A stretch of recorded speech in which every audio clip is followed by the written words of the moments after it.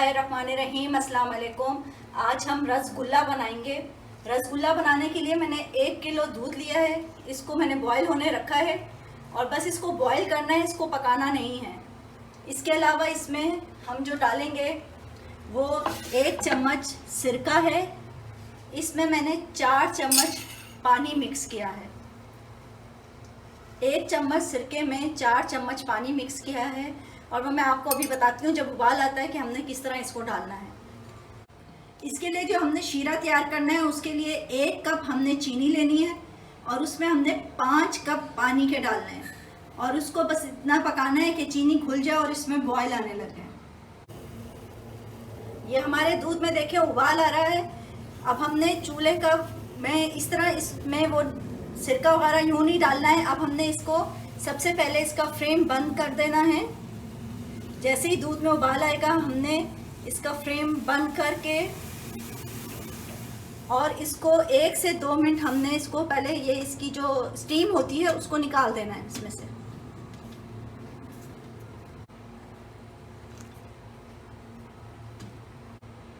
अब हमने 1 से 1.5 मिनट हो गया इसको हमने चम्मच चलाते हुए। इसमें अब हमने जो अपने सिरका ना हो तो आप नींबू ले सकते हैं। इसमें जो हमने पानी में ला के रखा था इसको एक साथ सारा नहीं डालना, पहले 1 चम्मच डालना है और उसको फिर चलाना है।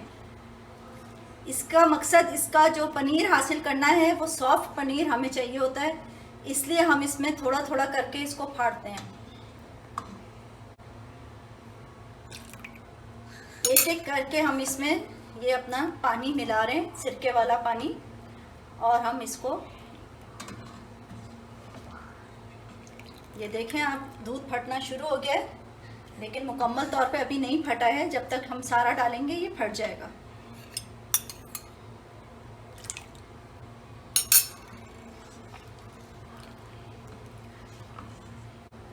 ये देखिए हमारा दूध सारा फट गया है और इसका पहचान ये है, ये पीला पानी अलग हो जाता है और पनीर अलग नज़र आ जाएगा आपको। अब हमने एक मलमल के कपड़े में इसको छान लेना है।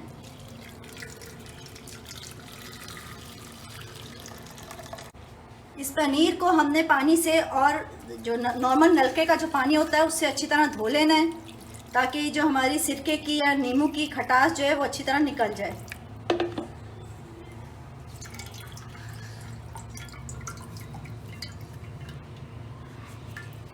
और तकरीबन 2 दफ़ा पानी डाल के आपने इसको धोना है। उसके बाद हमने इसको हाथ से नहीं दबाना, इसको हल्के उससे ही इसकी गिरा बांध के हमने इसको नलके पे टांग देना है। जिस तरह बाकी उसमें होता है कि हाथ से दबा दबा के पानी निकाल लें, तो वैसा नहीं निकालना, हमने नलके पे बांध देना है। तकरीबन हमने आधा पौना घंटा नलके पे बांधे रखना है ताकि इसका पानी अच्छी तरह से नुचड़ जाए। ये हमने इस तरह नलके पे इसको बांध देना है और ये तकरीबन आधा पौना घंटे तक ये एक एक कतरा करके पानी इसका सारा नुचड़ जाएगा। ये 2 कप चीनी में हमने 5 कप पानी डाल के हमने हल्की आंच पे अभी रखा है कि ये चीनी घुल जाए। जब तक हम अपने पनीर हमारा रेडी हो गया है उसके हम आपको बताते हैं कैसे घोले बनाना। ये पनीर देखिए हमारा बिल्कुल रेडी है। ये मैंने तकरीबन 1 घंटा इसको लटका के रखा है। अब हमने इसमें 1 चम्मच मैदा या कॉर्नफ्लोर जो भी आपके पास हो वो डालना है और पिसी हुई चीनी के हमने 2 हल्के हल्के चम्मच 2 चम्मच पिसी हुई चीनी के डाल देंगे और इसको अच्छा सा मसल के हमने गूंद लेना है हथेली की मदद से। ऐसे जो इसके अंदर दाना बन जाता है उस दाने को ख़त्म करना है हमने। स्मूथ पनीर हमें चाहिए इसका।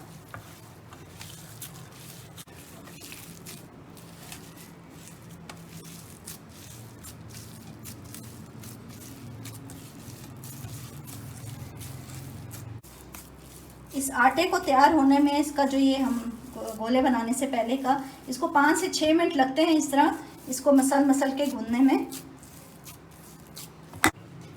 ये आटा गूंदते हुए हमें 5 से 7 मिनट हो गए। उसका अब हमने आटा चेक करने के लिए ये करना है कि इसको हल्के से हाथ से हमने बहुत दबा दबा के इसके गोले नहीं बनाने, तो ये बिल्कुल स्मूथ बननी चाहिए। ये देखें اس میں کوئی دراڑ یا لکیر جو کہتے ہیں وہ نہیں ہونی چاہیے. اور ہم یہ بھی اس کو چھوٹی بنائیں گے پھر یہ اس میں شیرے میں ڈل کے پھولتی بھی ہیں، اس لیے ایک ایک کر کے ہم نے سارے پیڑے بنانے ہیں اس کو. اس کے بعد پہلے سارے پیڑے تیار کر کے پھر ہم شیرے میں ڈالیں گے. یہ ہماری اس کی گولیاں بالکل ریڈی ہیں. اب ہم نے یہ دیکھیں شیرہ بالکل بوائل ہو رہا ہے. اس بوائل شیرے میں ہم نے ان کو ڈالنی ہے اور اس کو کیپ کر کے 10 منٹ کے لیے گھڑی دیکھ کے ہم نے اس کو رکھ دینا ہے. نہ چمچ چلانا ہے اس میں، نہ کچھ نہیں کرنا، بس 10 منٹ کے لیے اس کو اسی طرح ڈھانپ کے رکھ دینا ہے اس کو. جی ناظرین، اس کو پکتے ہوئے 10 منٹ ہو گئے تھے. اس کے بعد میں نے چولہا بند کر کے اس کو 5 منٹ کے لیے یوں ہی چھوڑا ہے. میں نے ڈھکن نہیں اٹھایا، یوں ہی چھوڑا ہے. اس کے بعد اب آپ دیکھیں ہمارے رسگلے بالکل ریڈی ہیں.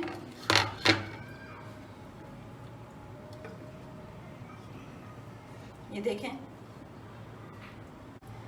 کتنے سافٹ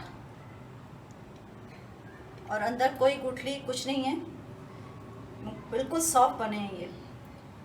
بس اسی طریقے سے بس اس میں 1-2 چیزوں کی احتیاط رکھنی ہوتی ہے. جیسے میں نے آپ کو بتایا دودھ پھاڑنے کے لیے ہمیں سافٹ پنیر چاہیے ہوتا ہے، اس لیے اس کو دھیان سے آپ نے پھاڑنا ہے. اور اس کو آٹے کو ٹائم دیکھ کے اگر آپ اس کو مسلیں گی گوندیں گی تو پرفیکٹ بنیں گے. بس مجھے لائک کیجئے، سبسکرائب کریں اور پسند آئے تو ضرور بتائیے گا اور ٹرائی کریں آپ لوگ بھی. بہت بہت شکریہ. دعاؤں میں یاد رکھیے گا. اللہ حافظ.